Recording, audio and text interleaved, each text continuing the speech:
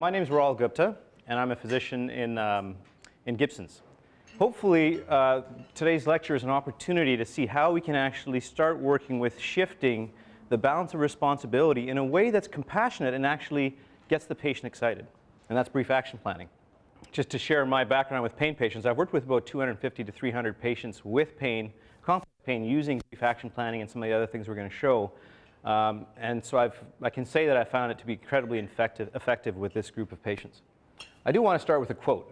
This is Hippocrates, and he said, "Everyone has a doctor in him or her. We just have to help that doctor in its work."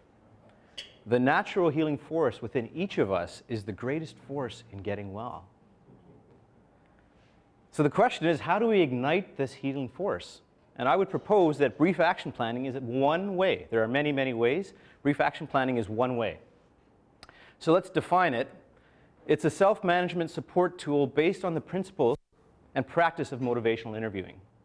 I'm sure most of you are familiar with it. So motivational interviewing can be thought of as a collaborative, person-centered form of guiding to elicit and strengthen motivation for change. And we can think of brief action planning as also being very structured, although once you get used to it, you're going to find there's a lot of art to using brief action planning. It's prescriptive in a sense, but it's also got a lot of potential for you to work with it in ways that suit you. It's patient-centered, not disease-centered. This is a key part of it. And there's a lot of evidence demonstrating its effectiveness. What is self-management support? Keep thinking it's not actually about educating patients at all. In fact, it's quite the opposite in the sense that it's really about creating an environment, a two-way communication that encourages interaction between the patient and the provider. It's an environment that actually fosters patients to come up with their own answers. So it helps them learn how to adopt healthy behaviors and problem solve from within.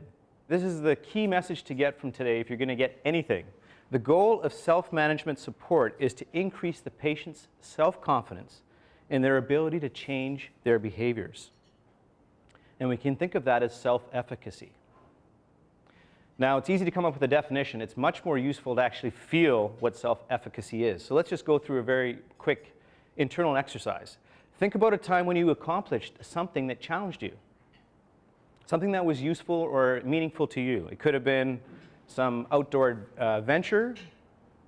It could have been some intellectual venture. It could have been something with the arts. Whatever it might have been for you that was challenging and was in a sense of accomplishment. Now, when you accomplished it, how did you feel? Just notice on the inside what it felt like to have achieved it. And then, did that success lead to anything else? And if so, what was it? What we know about building self-efficacy is higher self-efficacy is associated with making increasingly ambitious goals and better outcomes. So the idea here is we're almost being given permission to forget about outcomes and concentrate more on building self-efficacy, helping your patient come up with ways to move forward in their life, and trusting that if they build their self-efficacy, they will naturally move in healthier directions. None of this is going to work unless you actually can meet the patient in very real terms and in a certain attitude in the visit itself. So let's just talk about 4 principles. Collaboration. The healthcare professional and patient are equals. So we want to avoid the expert role. One thing that helps me is to think that the patient is actually the expert in their life, in their values, in their motivations. That helps me actually kind of take a seat that's equal to them. Evocation or evocation, ideas for change come from the patient. You'll hopefully get from how we do this that in fact the answers are coming not from us but from the patient. Autonomy, and this means that we still respect the patient has the right to change or not to change, and that we'll still treat them with the same self-regard. And finally, compassion, that the entire interaction is grounded with a sense of care for the patient's best interests. So this is a really key part as you use any of the tools we're going to discuss here, that you ground it with these principles as your interaction. So what's going on here? Hopefully, if you've been wrestling with patients, you're going to experience it more like a bit of a dance. There's a bit of a rhythm going on here. So what's the process of brief action planning? Let's get into it. You're going to see here in a moment a little algorithm, and we're going to walk through it. And there's 3 core questions, which you'll see in blue. And then there's 5 core skills, which are either in yellow or green, depending on whether you use it all the time or if it's optional. So let's walk through this process. So the first question, is there anything you would like to do for your health in the next week or two? Pretty straightforward question. If the patient comes up with something, then you go into a behavioral plan and make sure that the goal is SMART, and we'll talk about what that means. If they say, I don't know, which probably many patients will say, then it's time or an option to offer a behavioral menu. And we'll get into what that means. But it's basically a way to help the patient generate some ideas. Once they've got an idea, again, you come back to the behavioral plan. It's very helpful to elicit a commitment statement. And we'll talk about what that is in a few moments. Once you've got a statement, then you want to ask their confidence. How confident are they that they can take this step? And if they're less than 7, problem solve around any barriers. And finally, we want to have some follow-up. So here's a question. Would you like to check in with me to review how you're doing with your plan? So that's the basic gist of brief action planning. Relatively simple. Let's talk about some of the nuances. So the 3 questions: anything you'd like to do for your health? How confident are you in terms of carrying out the plan, 0 to 10? Would you like to check in with me to review how the plan is coming along? And then the 5 skills: behavioral menu, SMART behavioral plan, eliciting a commitment statement, problem solving around confidence issues, and then follow-up. So let's walk through this and kind of go step by step. And we're going to use a case here to describe how this is going to work. So first question, is there anything you'd like to do for your health in the next week or 2? Now, if you're lucky, they can go right into something, but most times it's going to be a little bit of work initially. So you might have to go into a behavioral menu if they don't come up with anything. So let's look what a behavioral menu might look like. It would start with a question like, is it okay if I share some ideas from other people who are working to improve their health? Asking permission. If you get a yes, it's great to share 2 or 3 ideas briefly at once. So you might want to work at learning to say no. Start exercising. Maybe one of these would be of interest to you, or maybe you have thought of something else while we've been talking. So again, we're ending with some autonomy and evoking some ideas from the patient. On the bottom is a bit of a visual that can be very helpful, because you can notice there's some blanks here, which in many ways is encouraging the patient to come up with some responses that aren't there. So let's go through an example case. This was a 62-year-old female cashier with a long history of severe migraines. Still debilitating 1 time per week for 2 days at a time. When it would happen, she'd be stuck in bed. She's on a long-acting opioid. She uses sumatriptan and codeine for breakthrough pain. She continues to miss many afternoons at work because of her migraines. She's got very low self-esteem, not a surprise for 50 years of migraines. She's very timid. She's anxious. And she's a perfectionist. She's very frustrated because she feels, as she described, at the mercy of her migraines, and she's got lots of incompletions in her life. So I asked her, is there anything you would like to do for your health in the next week or 2? And she said, I don't know. So I worked with the behavioral menu with her. I said, is it okay if I share some ideas that have worked for others? And she said yes. So I said, you might consider working on becoming more assertive or getting better at completing things, because I knew these were things that were important to her. Again, keep it nice and simple. Does one of these ideas interest you, or or maybe you have thought of something else? And this did trigger some thoughts. I could see she was thinking, and that's a great sign if you actually have some silence for a few moments. She came up with some good ideas. She said, you know, I want to make my mornings less stressful. Sounds like actually a good goal when we think about what her day, how she's describing it. So we want to now get to a SMART behavioral plan. And this is another skill, which basically we're taking what seems impossible to the possible. There's a great acronym for action planning, SMART. If you can get all 5 of these criteria met with a goal, then the likelihood of actually getting some success is very high. We can think of S standing for specific and stated in the positive. We are trained to focus on what's wrong with ourselves and what's wrong with other people. And this has an advantage through evolution. If you could be aware of dangers and threats around you, you could potentially save yourself from harm. The problem is we are surrounded by not just real threats, but often imaginary threats. And if we're preoccupied with what's wrong, that doesn't allow us to keep our attention on what allows us to flourish. It's a bit of an either-or system. To make matters worse, the brain cannot visualize negatives. Notice if I say, I don't want to be depressed. I don't want to be anxious. Or even, I don't want to be in pain. Notice what visual is coming up in the mind. And we know from science that the brain is continually responding to pictures. The brain can't tell the difference between what's happening now and what was happening in the past or what might happen in the future. So if I'm thinking about an accident that happened in 1983 that led to my neck pain, and I'm thinking about it now, my body is actually experiencing it now physiologically.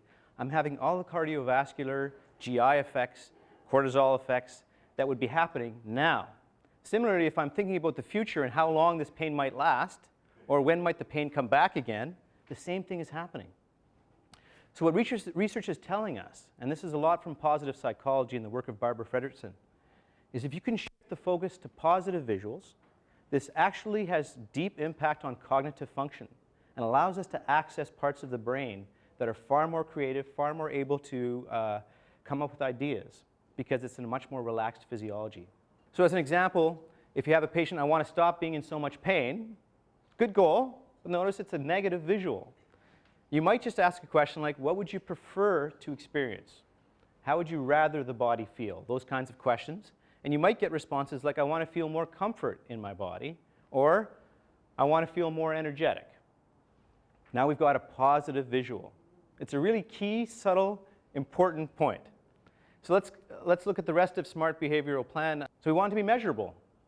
Let's say we said I want to be more energetic. Measurable for one person might be, I can walk around the block once a day. For somebody else, it might be, I can visit my grandchildren twice a week for 30 minutes and enjoy the experience. So we want to get personal benchmarks that tell the person that this has been achieved. We do want it to be achievable. That means it's within the person's control and it's realistic to a certain degree. So again, if it was I want to be more energetic and they say, well, I want to run a marathon by tomorrow, and they've been house ridden for 3 months, probably not that achievable. And you might work with them to say, okay, well, I want to walk/run a kilometer within a month. Something that perhaps might be in the realm of possibility. We want it to be relevant. That means it's relevant to the patient. And a great way to find out is you can say, how important is this to you, 1 to 10? If it's more than 7, it's probably relevant to the patient. And it's a time specificity. So, within 2 weeks or within a month or within 3 months, that's going to help you find out what's measurable, what's realistic in that time frame. So let's come back to our case. She said, I want to make my mornings less stressful. So I asked her the question, what would you prefer your mornings to be like? And she thought about it, and she came up with an answer. She says, I would like to feel more at ease in the mornings. And guess what she did when she said that? She relaxed. She actually let her body kind of relax. She took a nice deep breath, and her body actually just settled a little bit. She was more present in the moment. So I asked her, how will you start? She goes, I don't know. I have no idea. I said, can I share some ideas that have worked for others? You might pace yourself. If you want to create more ease in the morning, you might pace yourself a little bit differently, or you might reduce your expectations of yourself in the morning to create more ease. Does that trigger any thoughts? And in fact, in her, it did. She came up with some surprising answers. She said, I'm not going to answer my phone till noon, and I will say no to unreasonable requests. And this is when she said she's basically at the mercy of her family and friends who call her any time of day, and she has no way of saying no to them. So she's suddenly derailed by other people's plans that are not important to her. She said also, I'll break tasks into 30-minute chunks. She is still operating like the young girl who could do 2 or 3 hours of things at once and expecting that from herself. But realistically, she'd always get a migraine halfway through, and so she was stopping without even going anywhere. So she said, I'll break things into easier, smaller chunks. I said, what's enough for the first 2 weeks? If I could have 5 mornings of ease per week, that would be enough. So, is her plan smart? Yes, it's specific. We've got it stated in the positive. She's saying, I want more ease. We've got some measuring sticks. Is it achievable? We don't know 100% yet. It's possible, but we're going to have to find out a bit more details. Is it relevant? Sounds like it. We could ask her 1 to 10, how important is this to you? But certainly we can imagine that if she works in the afternoons and she had mornings of ease, that might in fact help her overall situation. Is it timed? Yeah, we said roughly 2 weeks. So it's a good SMART behavioral plan. We can move on, and we can elicit a commitment statement. So after the plan has been formulated, the clinician elicits a final commitment statement. Why? Because the strength of the commitment statement predicts success on the action plan. The way I like to think of it is we tend to believe what we hear ourselves say. So you have a patient say it, even if it seems somewhat mundane. They say it out loud. Part of them says, oh, is that what we're doing? Okay, let's go. So in her case, just to make sure we both understand the details of what you're going to do, would you mind putting it together, saying it out loud? So she said, in her own words, over the next 2 weeks, I'll make my mornings feel more at ease. I will not answer the phone till noon. Say no to unreasonable requests. I'll break tasks into 30-minute chunks, and I'll do it 5 times per week. Time to check into her confidence levels. So how confident are you that you can carry out this plan is kind of the next key question. And then problem solving around any barriers. Why would we do this? What we know is, again, this is from motivational interviewing studies, that if a patient indicates that their confidence is less than 7, the likelihood of change is low. So what would this look like? Let's say they said a 4. Well, it's better than a 0. That's good. Is there something you could do to raise your confidence? If they say yes, you could find out what that is, and then they could restate their plan and recheck their confidence with that plan. If they say no, what might you do? Behavior menu. Wow, you guys are good. So we come back to her case. I want to feel more at ease in the mornings. And she told me some of the ways that she would actually experience that. Considering a scale of 1 to 10, how sure are you about completing your plan? So she thought about it. She said 4 out of 10. So not quite really in the area where we'd think that this has got a high level of success. So I asked her, okay, 4 is better than 3. But when confidence is higher than 7, people are much more likely to succeed. So do you have any ideas about how you might raise your level of confidence? And she thought about it and said, if I expect myself to even do this 2 times per week, that would be a great step. Now notice a big difference. And I asked her, how sure are you now? And she said, 8 out of 10. So this is a really important thing to actually do with the patient, because we're much more likely to avoid that feeling of failure and then once again giving up. So let's come to the final part. Would you like to check in with me to review how you're doing with your plan and some follow-up? So why follow-up? Follow-up builds confidence. Again, we're asking patients to often do things that they've had fear to do in their life, and we've initiated something. It's very helpful to help build their confidence by demonstrating that we can be part of their team. It builds a trusting relationship. If you care about things that your patient cares about and not just the goals that you set for them, that builds a lot of trust. And then actually, if you do have things you want to include into their treatment plan, they're far more likely to listen to you if you've already listened to them. Follow up early and often with action plans. I think this to me is a real key thing, is when you start with this process with anybody, it's very helpful to kind of stack some visits early, and then you can decrease frequency as the behavior is more established. So it might look like this. How did it go with your plan? A simple question. There's kind of 3 different ways it might go. If they had full success, you can recognize that success and ask them what's next. If they've had a partial success, you could recognize the partial success and ask them what they'd like to do next. If they did not try or no success, I guess one option is you could say, wow, you are a loser. But I'd recommend something a little different.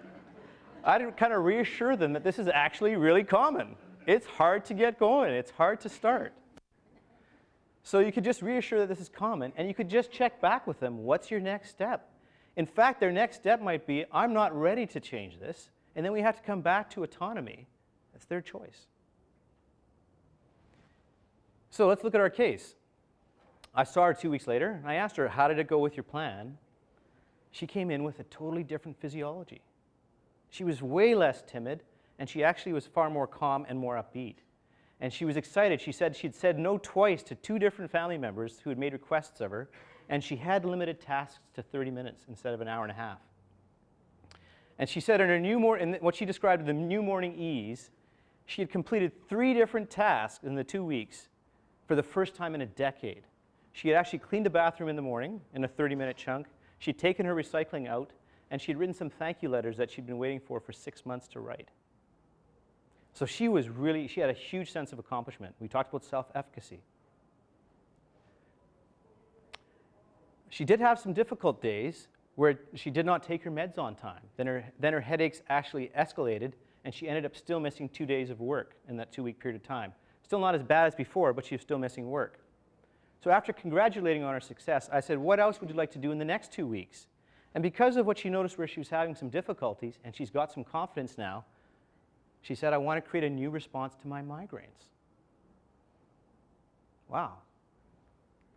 Notice it's already a positive statement. I want to have a new response. So she's already starting to self-manage. So I said, what specifically would that look like? And she said, okay, I'm so used to having minor migraines. If it's less than 4, I'll just continue, no problem. If it's 4 or greater, I want to take my meds right away. I want to sit quietly for 30 minutes. And I want to repeat it in 30 minutes if I have to, repeat the medications, and then adjust my plan a little bit to say 15-minute chunks as opposed to 30-minute chunks. I said, how confident are you with this plan? She said, 8 out of 10. Now this honestly took about 1.5 minutes to 2 minutes to do with her the second time around. The first time was longer. When would you like to follow up? And she said, about a month would give me enough time to play with this a little bit. So I saw her back a month later. How did it go with your plan? She said she had stayed on top of her meds, actually, with headaches, which she was very happy about. She'd often let headaches get to 8 or 9 before she'd take anything out of guilt. She gave herself permission to reduce expectations on these bad days. So she really slowed down on the days when things were bad. She was doing things in smaller chunks, continuing to protect ease in the mornings, and she always managed to get to work in that 1-month time frame. She was sometimes a little late, but she always managed to get to work. This is a huge thing for her. When she realized that not just toughing it out would lead to better work performance, this was a huge piece of self-care for her. So just to give you a bit of feedback, for her 3 months later, she'd only missed 2 days of work total in that 3-month period, or the 2 months since then. She had transformed her relationship with her son. What came out in this was she was diverting some of her codeine to her son, who also had migraines, and she had a hard time saying no to her son because she felt responsible for his migraines. Because she actually set better boundaries with him, he got his life at least starting on the right track. Because she could actually only do things in 30-minute chunks now, she had better family events because she wasn't leaving halfway through with a migraine. She could actually say yes to things in small chunks. And her medication use was more appropriate. She was on time with requests for codeine, and actually her use was going down for the breakthrough meds. So hopefully you get from this, the key point of brief action planning is building self-efficacy. That if we can trust with small early goals that are entirely with the patient's capacity, they will naturally move in more positive directions. Just one last thing about the style here. The client does most of the talking in brief action planning. So I like to think of a 70-30 rule. 70% of the talking is being done by the patient and 30% by the physician or clinician. Hey, I appreciate you guys' time with me, and enjoy the rest of the conference.